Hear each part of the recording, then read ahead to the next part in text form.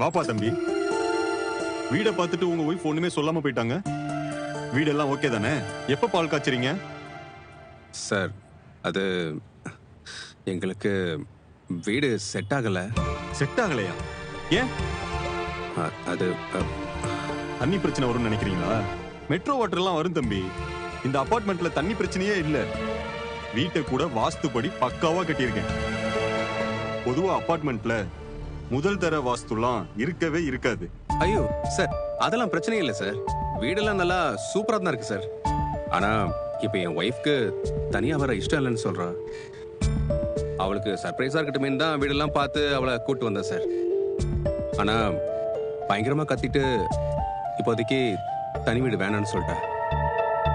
எங்களுக்கு இப்போதைக்கு வீடு வேணாம் சார். என்னப்பா இப்படி சொல்ற? கல்யாணம் ஆன புது ஜோடிக்கு வீட்டை வாடகைக்கு விட போறேன்னு என் ஒய்ஃப் கிட்ட வேற சொல்லிட்டேனே. இப்ப வந்து இப்படி சொல்றியே? இல்ல சார், எனக்குமே அந்த வீடு ரொம்ப பிடிச்சிருந்துச்சு சார். ஆனா ஒய்ஃப் வேணாம்னு சொல்றாங்க சார். அவங்க சொல்றத நம்ம மீற முடியாதுல்ல சார். அது சரி. அவங்க ஒரு விஷயத்தை முடிவு பண்ணிட்டா ஒத்த கால்ல நிப்பாங்க. ஒண்ணுமே பண்ண முடியாதுப்பா. சரிப்பா, விடு, பாத்துக்கலாம். எனக்கு தெரியும் சார், நீங்க புரிஞ்சுப்பீங்கன்னு. வீட்டுக்கு வீடு வாசப்படி இருக்கதானப்பா செய்யுது. எனக்கு புரியுது தம்பி. சார் அப்புறம் அப்படியே என்னோட அட்வான்ஸ் பணத்தை திருப்பி கொடுத்துட்டீங்கன்னா நான் அப்படியே கிளம்பிடுவேன் சார். என்னது? பணத்தை திருப்பி கொடுக்கணுமா? என்ன விளையாடுறியா? பணத்தெல்லாம் திருப்பி கொடுக்க முடியாது. என்ன சார், வீடு வேண்டாம்னு சொல்லும்போது நல்லா பேசுனீங்க, இப்போ என் அட்வான்ஸை கேட்டா வேற மாதிரி பேசுறீங்க சார். நான் தான் வீடே வேணாம்னு சொல்றேனே சார். என் அட்வான்ஸ் பணத்தை வச்சு நீங்க என்ன சார் பண்ண போறீங்க? தம்பி, உனக்கு ரூல்ஸ்லாம் தெரியுமா தெரியாதா? புக்கிங் அட்வான்ஸ்லாம் திரும்பி கொடுக்க முடியாது. நீ சொன்னேன்னு சொல்லி உன் கண்ணு முன்னாடி தானே டூலெட் போர்டை எடுத்தேன். நீ போனதுக்கு அப்புறம் ஏற்கனவே வீட்டை பார்த்த பார்ட்டி 1 லட்சம் பணத்தோட புக் பண்ண வந்தாரு.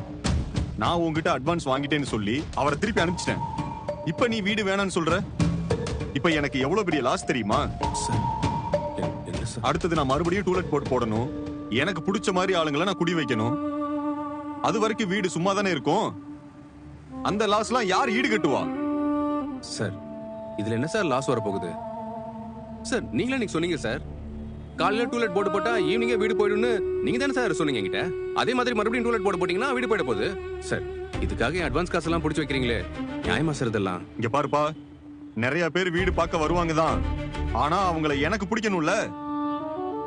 நான் நினைக்கிற மாதிரி ஆளுங்களுக்கு தானே நான் வாடகைக்கு விட முடியும். உன் பொண்டாட்டி வீடு வேணான்னு சொன்னதுனால நீ இங்க வந்து நிக்கிற. நான் வீட்டுக்குள்ள போனா என் பொண்டாட்டி என்ன கேள்வி கேட்பால, அவளுக்கு நான் என்ன பதில் சொல்றது? சார் நீங்க சொல்றது எல்லாமே புரியுது சார், இதுவும் பாயிண்ட் தான். சரி சார், அப்ப நீங்க ஒண்ணு பண்ணுங்க. நீங்க எப்ப இந்த வீட வாடகை கூறீங்களோ அப்ப என் காசை திருப்பி கொடுங்க. அது வரைக்கும் நான் வெயிட் பண்றேன் சார்.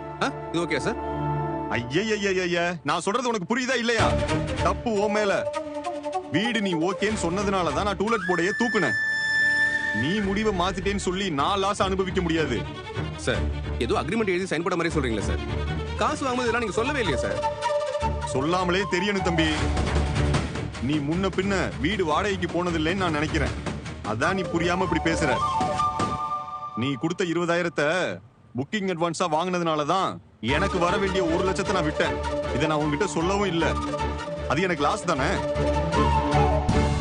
அவங்க வேற நல்ல ஆளுங்களா இருந்தாங்க. இந்த வீடை கரெக்டா எடுத்திருப்பாங்க. உன்னால அவங்கள வேற விட்டேன்.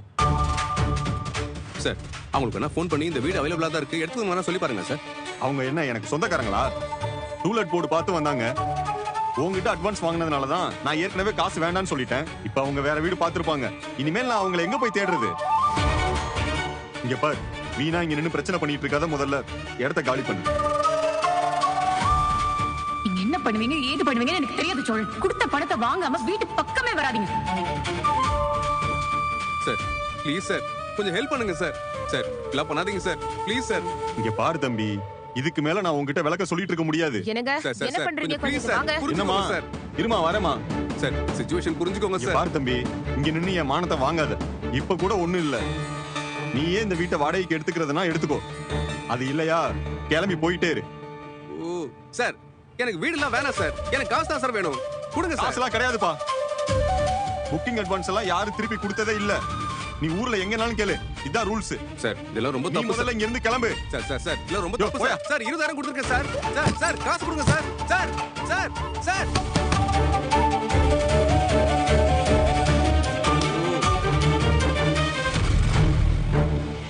நிலா இது ஓகேவானு பாரு. கட்டு. கிச்சன்ல ஏதோ தப்பா இருக்கு. அவங்க சவுத் ஈஸ்ட்ல கிச்சன் கேட்டாங்கடி. கிச்சன் சவுத் ஈஸ்ட்ல தானே இருக்கு. கரெக்ட் தான். ஆனா ஸ்டவ் பிளேஸ்மெண்ட் ஈஸ்ட்ல கேக்குறாங்க. அது பாரு சவுத்ல இருக்கு. அப்படியா? ஆமா, ஈஸ்ட்ல வர மாதிரி பிளான் பண்ணு. இல்லனா மறுபடியும் ரீவொர்க் தான். ஏற்கனவே பல முறை ரீவொர்க் ஆயிடுச்சு. சேரன் என்ன சொன்ன ப்ராஜெக்ட் ஆச்சேன்னு எடுத்தா எவ்வளவு கரெக்ஷன் சொல்றாங்க. கிளைண்ட் அப்படிதானே இருப்பாங்க. நீ சொல்லு. இவ்ளோ கரெக்ஷன்லாம் யாரும் சொன்னதில்லை நிலா. என்ன பண்றது? அவங்களோட ஃபர்ஸ்ட் ப்ராப்பர்ட்டி பெர்ஃபெக்ட்டா இருக்கணும்னு நினைக்கிறாங்க. எனக்கும் கொஞ்சம் கடுப்பா தான் இருக்கு. ஆனா அதெல்லாம் மண்டையில போட்டு வேலையை பார்த்தா இன்னும் நிறைய மிஸ்டேக்ஸ் தான் பண்ணுவோம். அதனால ரீவொர்க் பத்தி எல்லாம் யோசிக்காம அவங்க கேட்டதை அப்படியே பெர்ஃபெக்ட்டா பண்ணி கொடுக்கணும்னு மட்டும் யோசிப்போம். அதுவும் இல்லாம இது நமக்கு ஃபர்ஸ்ட் ப்ராஜெக்ட். அவங்க கொடுக்குற ரிவ்யூ நமக்கு ரொம்ப ரொம்ப முக்கியம். கரெக்ட் தான். நான் ரீவொர்க் பண்ணிடுறேன்.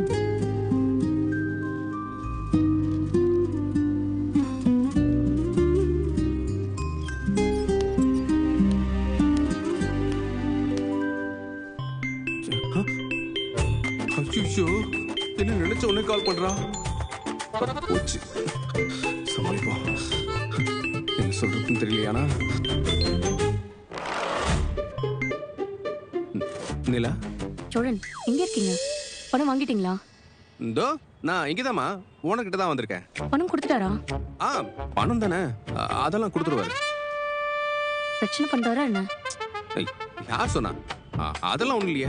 நாம வீடே வேணான்னு சொல்லிட்டோம். டோக்கன் வந்துச்சு, அவர் என்ன பண்ண போறாரு? அதெல்லாம் கொடுத்துருவாரு நிலா. ஆனா ஒரு சின்ன சிக்கல். என்ன சிக்கல்? சோழன், பணத்தை வாங்காம தயவு செஞ்சு வீட்டுக்கு வந்துடாதீங்க. அந்த காசை வச்சு வீட்டுக்கு டிவி வாங்கலாம், ஃப்ரிட்ஜ் வாங்கலாம். அது ஒன்றும் சின்ன அமௌண்ட் கிடையாது. 20,000 ரூபாய். ஏய் நிலா, நான் சிக்கல்னு சொன்னது பணம் கொடுக்கறதுல இல்ல. அவரு கொடுக்குறேன்னு சொல்லிட்டாரு. பணம் எடுத்துட்டு வரதான் பேங்க்குக்கு போயிருக்காரு. பேங்க்குக்கா? ஆமா நிலா, ஆமா. அது அவரு ரொம்ப சிக்கனம் போல. காசு கையில வச்சுக்க மாட்டாராம். உடனே பேங்க்ல போட்டுருவாராம். அதான் போய் எடுத்துட்டு வரேன்னு போயிருக்காரு. பேங்க்ல பணம் இருந்தா ஆன்லைன்ல கூட டிரான்ஸ்ஃபர் பண்ணலாமே. அவர் எதுக்கு பேங்க்குக்கு போறாரு? போய் சொல்றதுக்கு முன்னாடி இதெல்லாம் யோசிக்காம விட்டனே. சோழன், ஹலோ சோழன், லைன்ல இருக்கீங்களா? நிலா, அது அவருக்கு இந்த ஆன்லைன்ல டிரான்சாக்ஷன் பண்ணிடலாம் பழக்கம் இல்லையா? அதான் போய் பேங்க் போய் எடுத்துட்டு வரேன்னு போயிருக்காரு. பார்த்து சோழன், உங்களை ஏமாத்திர போறாரு. எப்படியாச்சும் பணத்தை வாங்கிருங்க. கடன் வாங்கின பணம் அது அப்படியே திருப்பி கொடுக்கணும். தெரியும்ல? தெரியுங்களா? தெரியும். ஓனர்லாம் நல்ல டைப் தான். சொன்ன மாதிரியே கொடுத்துருவாரு. நான் வந்தா பணத்தோட தான் வீட்டுக்கு வருவேன். நீ எதுக்கும் கவலைப்படாத. சரி, ஓகே. வெயில் வேற ஜாஸ்தியா இருக்கு. நிறைய தண்ணி குடிங்க. வேலையில இருக்க மறந்துட போறீங்க. இவ்வளோ டென்ஷன்லயும் உனக்கு என் மேல அக்கறை குறையில பாத்தியா? சோ ஸ்வீட் நிலா.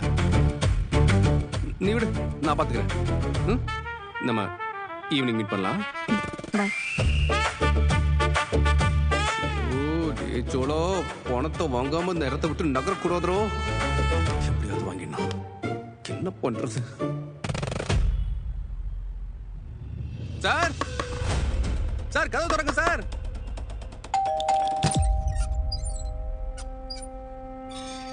யார் பாணி? சார் கொஞ்சம் வர சொல்லுங்கம்மா. சாரா? என்னப்பா வேணும் உனக்கு? இன்னும் போலையா நீ? சார், ஏய் தம்பி. Sir, sir. அடே யார் பாணி? எங்க என்னங்க? என்னப்பா பிரச்சனை உனக்கு?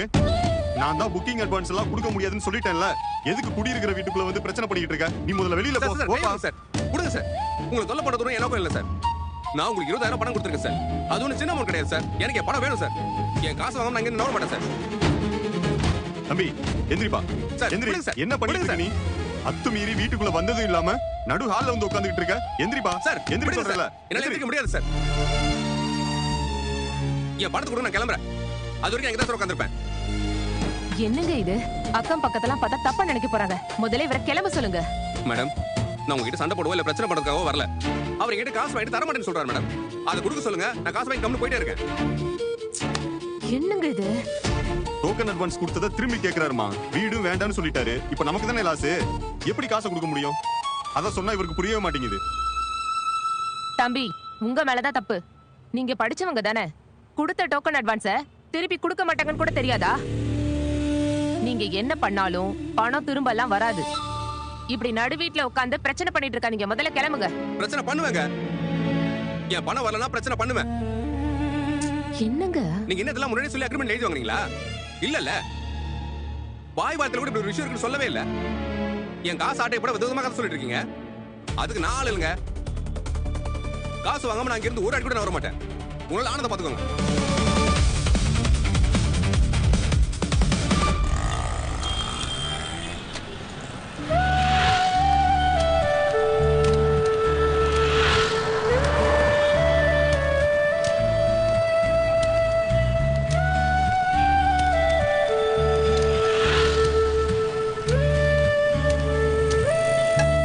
கொண்டு போ. மாமா, கார்த்திகா, பாப்பா, எப்படி நல்லா இருக்கியா? நான் நல்லா இருக்கேன் மாமா.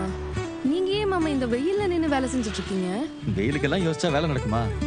சரி, நீ ஏன் வெயில்ல நிக்கிற? வா உள்ள போலாமா? வா பாப்பா, வா வா. தண்ணி குடிக்கிறியா? இந்தா குடி.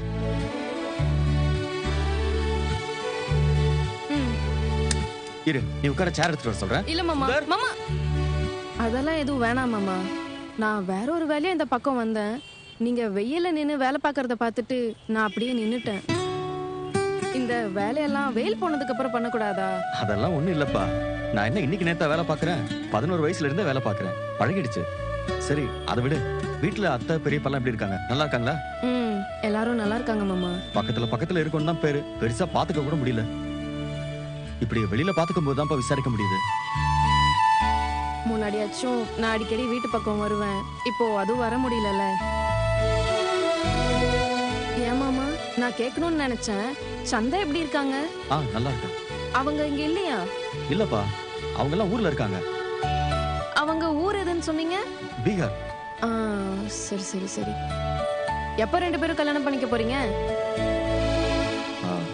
அவங்க வீட்டுல பேசிட்டு இருக்கோம்ப்பா. சீக்கிரமே ஃபிக்ஸ் ஆயிடும். சூப்பர் மாமா. தமிழ்லாம் பேச கத்துக்கிட்டாங்களா? கொஞ்சம் கொஞ்சம் பேசுது. இந்த சின்ன குழந்தைங்க முறையா பேச கத்துக்கும் போது ஒவ்வொரு வார்த்தையா திக்கி திக்கி பேசும்ல, அந்த மாதிரி ஒவ்வொரு வார்த்தையா பேசுதுப்பா. கார்த்திகா, நீ ஓகேவாப்பா? முன்னாடிக்கு இப்போ எவ்வளவோ பரவாயில்ல மாமா. ரூம்ல சும்மா உட்கார்றதே ஒரு மாதிரி இருக்கு. அதான் வேலை தேடலான்னு இருக்கேன். அது விஷயமா தான் மாமா ஃப்ரெண்ட பார்க்க போறேன். அவ ஒர்க் பண்ற கம்பெனில ஏதோ ஓபனிங் இருக்குன்னு சொன்னா, அவளை பார்க்க தான் போயிட்டு இருக்கேன். அப்படியா? சரி, அது என்ன வேலைப்பா? வேலை கிடைச்சதும் சொல்றேன் மாமா. சரி சரி. கார்த்திகா, கேக்குறேன்னு தப்பா நினைக்காத. வீட்டுல பணத்துக்கெல்லாம் எதுவும் கஷ்டம் இல்லையே? அதெல்லாம் எதுவும் இல்ல மாமா. வீடு எப்பவும் போலதான் இருக்கு. எத்தனை நாள் தான் சாப்பிட்டு சும்மாவே இருக்கிறது? வீட்டுல இருக்கவும் மனசு என்னமோ யோசிக்குது. வேலைக்கு போனா இத பத்தி எல்லாம் யோசிக்க வேணாம் பாருங்க. அதான் வேலை தேடலான்னு முடிவு பண்ணிட்டேன். 2-3 கம்பெனில ஆன்லைன்ல கூட அப்ளை பண்ணிருக்கேன் மாமா. வேலை கிடைச்சதும் சொல்றேன் மாமா. உனக்கு என்னப்பா, நல்ல வேலையை கிடைக்கும்பா. ஐயோ மாமா, ஃப்ரெண்டு தான் கால் பண்றா. நான் அப்போ அப்படியே கிளம்புறேன் மாமா. வெயிலா இருக்கேப்பா. நான் வேணும்னா உன்னை விட்டுட்டு வந்துருவா. ரொம்ப தூரம்லாம் இல்ல மாமா, இங்க பக்கத்துல தான். நான் நடந்தே போயிடுறேன். சரி சரி, நான் வரேன் மாமா.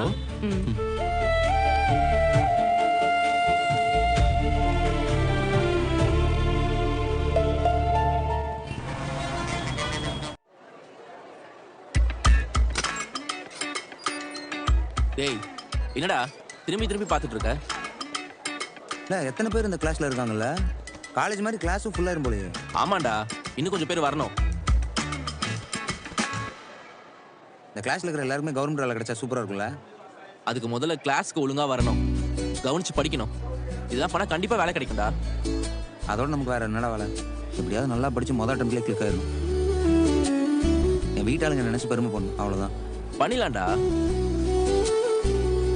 பெண்கள்லாம் அங்க இருக்காங்க பாரு, பின்னால பாருடா. பொண்ணுங்களாம் ஏகப்பட்ட பேர் வராங்க, பசங்க கம்மி தான்டா. அப்படியா? ஆமா சுத்தி பாடுறா. ஆமா, கிளாஸ் கட் அடிக்காம வரது இவங்க கூட ஒரு காரணம் தான். நீ வேற ஏன்டா? நீ என்னமோ சைட் அடிக்காத மாதிரி தான். அடிப்பேன், அதுக்கு முத நாளே வா.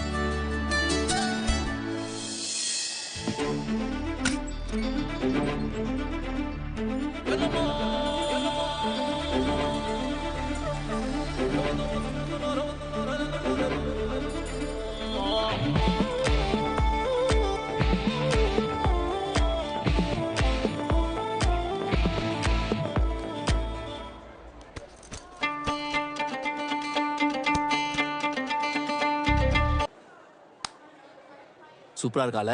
ஏய் சும்மா இருடா. ஹலோ, நல்லா இருக்கா தான் சொன்னேன், வேற எதுவும் சொல்லியே. கிளாஸ்லயே அவ தான் அழகு. நான் பெருசா யார்ட்டையும் பேச மாட்டான்.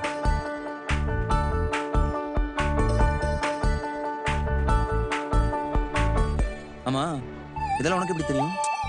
உனக்கு ஒரு வாரத்துக்கு முன்னாடியே ஜாயின் பண்ணல, அதெல்லாம் தெரியும்டா. சீக்கிரம் சேர்ந்து கூட படிக்கல. படிச்சு தானே பார்த்துட்டு இருக்கேன். படிச்சுட்டு எப்படிடா பாப்ப? அதெல்லாம் பார்க்கலாம்டா. Hi hi Vishal. Hi Revathi. இன்னைக்கு மெட்டீரியல்ஸ் எல்லாம் கொடுத்துருவாங்க. அதெல்லாம் கொடுத்துருவாங்க ரேவதி. எப்போ மெட்டீரியல்ஸ் வரும்னு இருக்கு. தினம் இன்டர்நெட்ல நோட்ஸ் தேடி தேடி படிச்சிட்டு இருக்கேன். இன்னைக்கு வந்துரும் ரேவதி. டேய், என்னடா இன்ட்ரோ குடுறா. ரேவதி, சொல்லு விஷால். இதான் பல்லவன். என் கூட காலேஜ்ல படிச்சான். இப்போ நம்ம கிளாஸ்ல ஜாயின் பண்ணிருக்கான். ஓ ஹாய்